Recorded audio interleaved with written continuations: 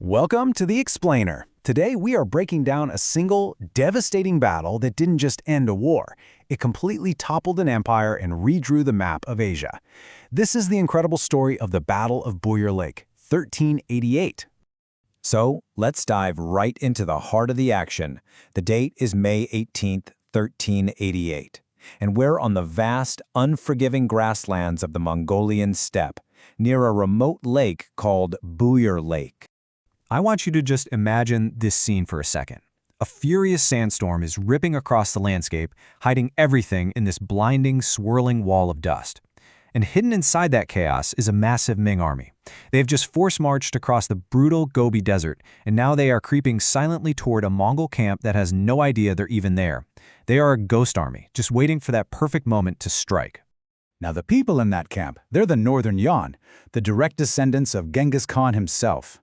They still hold on to this dream of reconquering China, of restoring their former glory. But in just a few short hours, that dream is going to be utterly shattered. So how did it come to this? How did the heirs to a world-spanning empire find themselves on the brink of total annihilation? To really understand this one battle, we've got to rewind a bit. You see, the seeds of the Northern Yuan's destruction, they weren't sown on the battlefield. They were sown decades earlier, in the deep rot and decay of their own rule over China. This comparison right here, it tells you everything. By the middle of the 14th century, the Mongol-Yuan Dynasty was just a shadow of what it once was. Corruption was everywhere, the economy was a mess, and natural disasters, like this catastrophic flood of the Yellow River, led to unbelievable famine. For the Chinese people, it was crystal clear. The Mongols had lost the mandate of heaven, that divine right to rule. And out of that chaos, the Ming rose up, a disciplined, unified force promising order, justice, and a return to Han Chinese rule. And you can see the domino effect right here on this timeline. That flood in 1344 was the spark. The Red Turban Rebellion then became the fire that just engulfed China. By 1368, the Mongols were kicked out of their own capital, forced to flee back to the steppe where they became the Northern Yuan. But, they didn't just go away. They kept raiding the Ming borders, a constant nagging threat. And then the final domino fell in 87 when a key Mongol warlord surrendered, basically opening a highway straight into the Mongol heartland. At the very center of this new dynasty was one of the most incredible figures in all of history, Zhu Yuanzhang, who became the Hongwu Emperor. This guy was born into crushing poverty. He was an orphan, a beggar, a monk, before he ever became a rebel leader.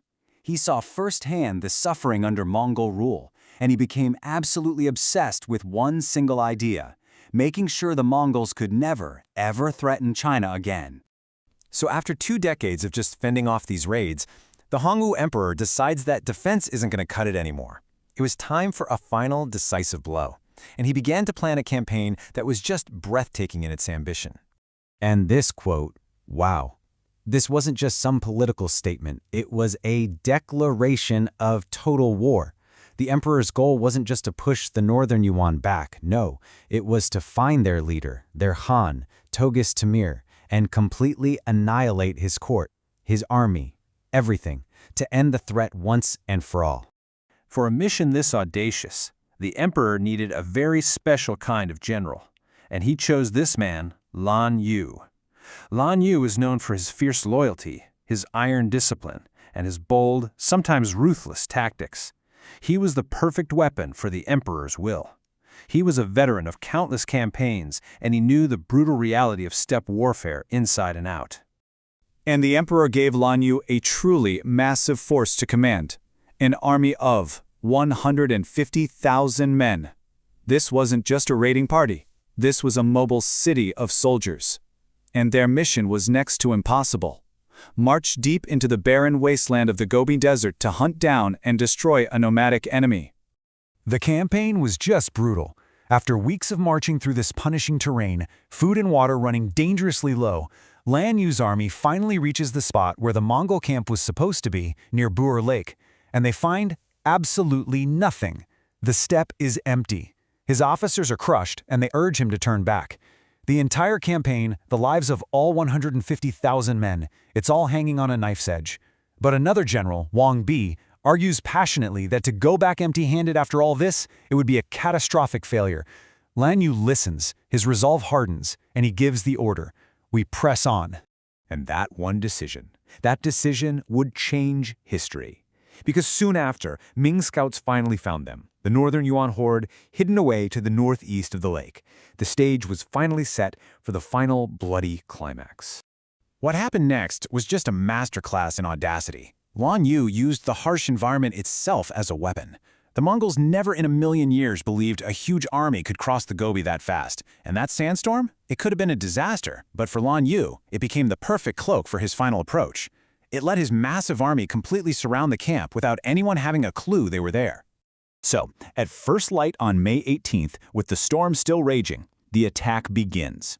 The Northern Yuan were caught completely, totally by surprise. Warriors woke up not to the usual sounds of the steppe, but to the screams of battle, the smell of fire, and the sight of Ming cavalry charging right through their camp. It was absolute panic. There was no time to form battle lines, no time to organize a defense. It was a complete slaughter. The scale of the defeat was just staggering. In only a few hours, the Ming forces captured over 77,000 people.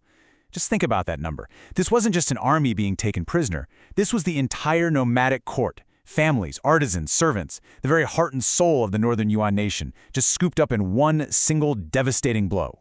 And among those swept up in the chaos were 3,000 princes and nobles. The entire ruling class of the Northern Yuan was basically decapitated in a single morning. Even the Khan, Tughis Timur, who managed to escape with just his eldest son and a tiny group, he lost his government and his family in an instant. He was a king without a kingdom, a leader with no one left to lead. And this right here, this is the number that sealed their fate. Over 150,000 head of livestock seized. For a nomadic people, this was everything. It was their wealth, their food, their way of waging war. Their entire economy was captured in one fell swoop. The Northern Yuan weren't just defeated, they were utterly broken. Their entire foundation of power just erased from the steppe. The battle itself lasted only a few hours, but its consequences, they would echo across the steppe for centuries. The dream of a Mongol restoration was officially over. And what happened next really shows you the total collapse of their world. After his narrow escape, the Khan fled west, hoping to get to the old capital of Karakoram. He never made it.